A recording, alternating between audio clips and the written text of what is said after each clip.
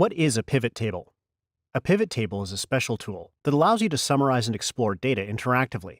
It's a lot harder to explain a pivot table than to show you how one works. So let's take a look.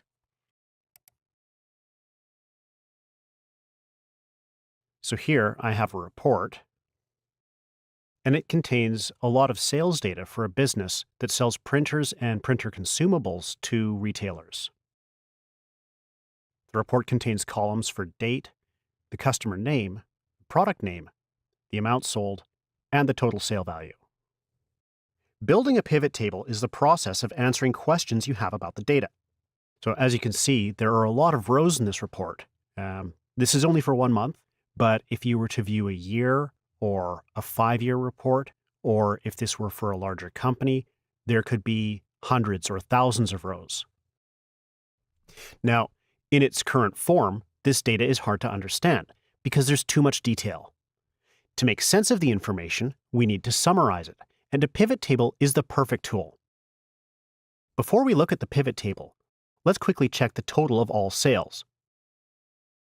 So if we go to the bottom of the report, we can see the total just shy of $3,500, $3,411.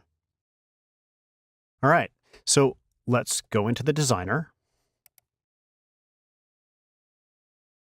To create a pivot table, we're going to go to Layout and choose the pivot table layout.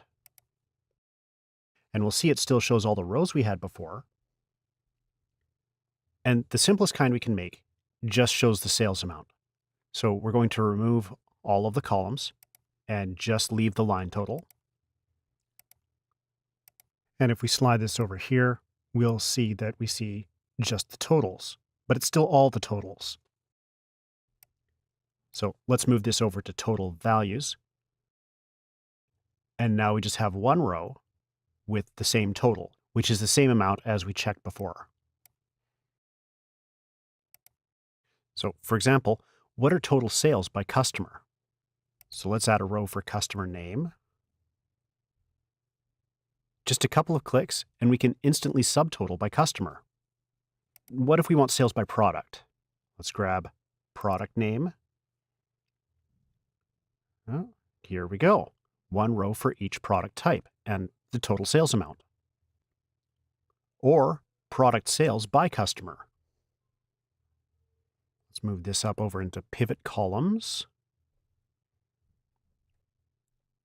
And look at this. Here we have the product type and then a column for each customer with the subtotals underneath.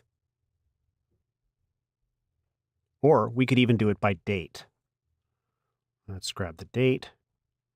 We'll place that in pivot column. And now we see the date. And let's turn this into weekly. And here's all the weeks with their subtotals on the bottom.